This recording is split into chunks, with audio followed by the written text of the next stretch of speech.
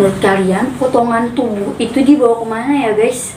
Apa dikubur atau dibuang gitu aja?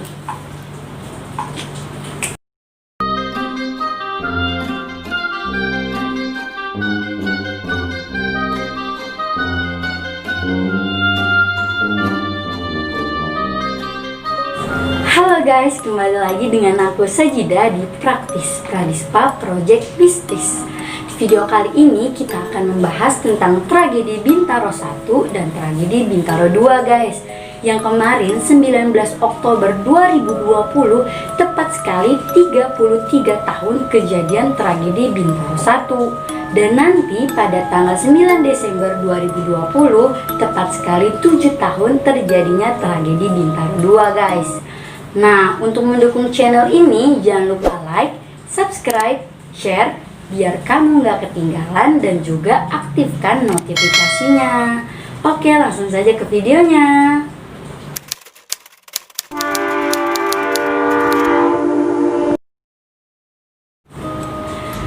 Tragedi kecelakaan di perlintasan kereta Pondok Betung, Jakarta Selatan terjadi pada Senin 19 Oktober 1987 guys, atau 33 tahun yang lalu, yang melibatkan antara dua kereta di satu jalur yang sama.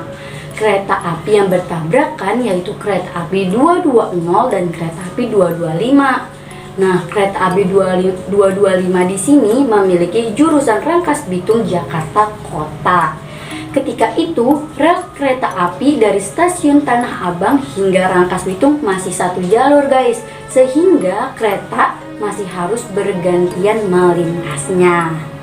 Saat itu tidak ada stasiun Pondok Ranji dan stasiun Jurangmangu, sehingga jarak stasiun Kebayoran dengan stasiun Sudimara berkisar 10 km.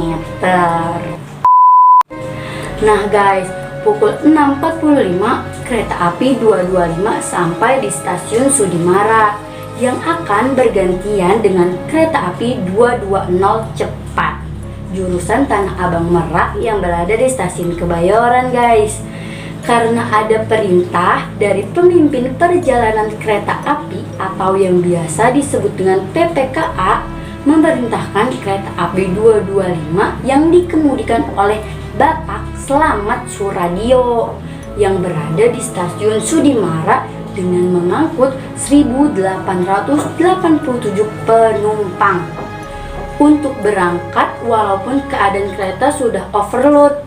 Tapi guys, di sisi lain petugas PPKA di stasiun Kebayoran juga memberangkatkan kereta api 220 yang dikemudikan oleh Bapak Amung Sunaria dengan isi penumpang 478 orang.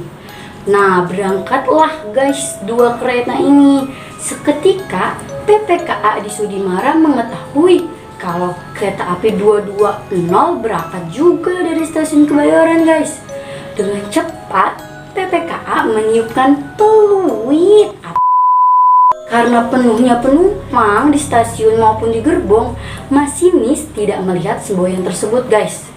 Dan ketika itulah terjadi tatapan muka antara kereta api 225 dan kereta api 220 bertabrakan yang terjadi di antara stasiun Pondok Ranji dan Pemakaman Tanah Kusir, dan menewaskan 156 orang dan ratusan orang lainnya luka-luka guys, yang dikenal sebagai kecelakaan kereta api terburuk dalam sejarah transportasi darat dan sampai diabadikan guys lewat lagu 1910 dari Iwan Fals. Keren ya?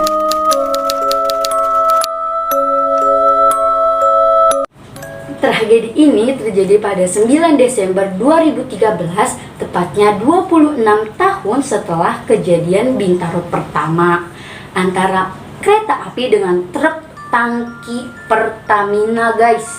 Kali ini kecelakaan terjadi tepat di pintu perlintasan Pondok Betung, 200 meter dari lokasi kecelakaan kereta api Bintaro pertama guys. Kecelakaan ini terjadi pada pukul 11.15 waktu Indonesia Barat. gara-gara supir truk BBM melewati palang pintu yang hampir tertutup guys. Padahal sirine perlintasannya udah bunyi dan kereta udah klaksonin terus. Terus nih supir nggak denger kali ya mungkin, dan terjadilah brak, tabrakan pun terjadi. Truk dan gerbong bagian depan pun terbakar yang mengakibatkan 7 orang meninggal dunia dan 76 luka-luka. Dan dilansir dari beberapa media, masinis dan asisten masinis meninggal di tempat. Dan beberapa orang kondisinya terbakar sampai dia teriak minta tolong, minta tolong, minta tolong guys. Tapi sampai pada saat itu masih belum jelas guys siapa yang salah. Apakah truk tangki BBM yang salah atau penjaga palang pintu kereta yang terlambat menutup palang? Masih belum jelas guys.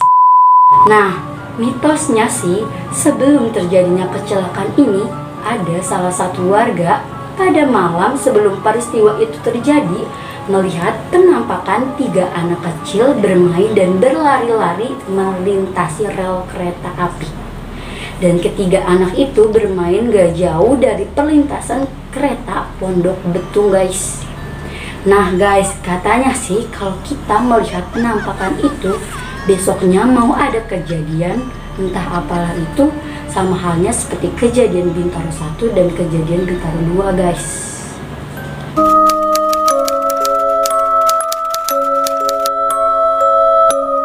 Kisah mistis ini datang dari beberapa obrolan masyarakat di sekitar wilayah Pondok Betung yang saling mengalaminya. Saking tenernya, kisah Bintaro sampai diangkat ke layar lebar dengan judul Tragedi Bintaro yang diproduksi tahun 1989 guys.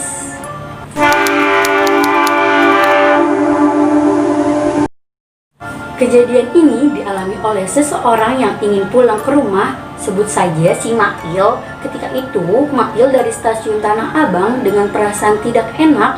Mail berpikir, kok nggak nyampe-nyampe ya? Dan dilihat penumpangnya nggak pernah penuh gitu. Terus isi dalamnya cuma ada 2-3 orang doang.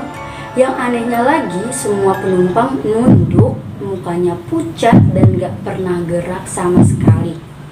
Kalian kebayang gak sih guys gimana kondisi di dalam gerbong itu? Dan yang anehnya lagi, kereta itu selalu berhenti pas di tempat kejadian tabrakan mengerikan itu. Padahal itu bukan tempat pemberhentian kereta. Ketika kereta itu berhenti dan Mail pun turun dari kereta, seketika Mail disambut oleh warga sekitar dengan perasaan heran karena melihat ia sedang berjalan kaki di atas rel kereta dengan wajah melamun. Nah guys, gimana kalau kalian yang ada di posisi Mail naik kereta berhantu, penumpangnya pada nunduk, pucat, dan diturunin di tengah-tengah rel kereta malam-malam guys. Jangan sampai ya guys.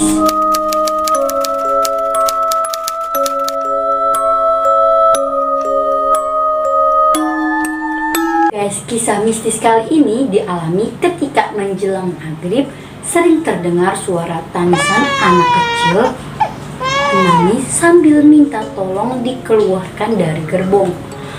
Aduh, udah gak kebayang tuh suara tangisan anak kecil minta tolong. Dan menurut warga sekitar, kalau kalian beruntung guys, kalian akan melihat sosok mereka tergeletak berlumuran darah dengan kaki dan tangan terpisah. Nah, lebih seremnya lagi guys, menurut warga di sekitar, mereka sering menemukan potongan tubuh yang berserakan di dekat rel kereta api itu guys. Menurut kalian, potongan tubuh itu dibawa kemana ya guys? Apa dikubur atau dibuang gitu aja?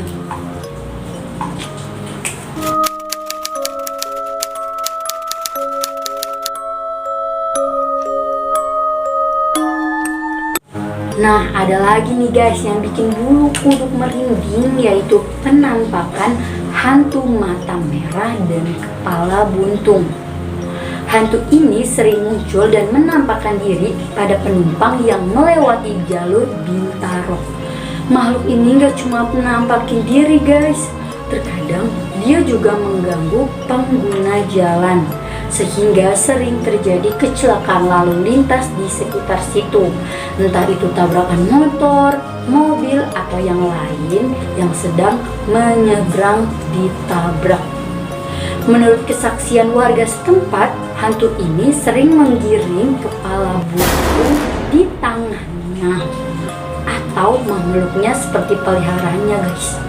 Semoga aku dan kalian yang nonton gak pernah ditampakin sama yang kayak begituan ya guys. Nah guys, mungkin itu aja yang aku ceritain tentang kejadian Bintaro 1 dan Bintaro 2. Kalau guys ada yang tahu kisah-kisah mistis tentang kejadian ini atau apapun itu, bisa ditulis di kolom komentar ya guys. Nah, jangan lupa like, share, dan subscribe, dan nyalain loncengnya ya. Oke, sampai ketemu nanti. Dadah. Muah.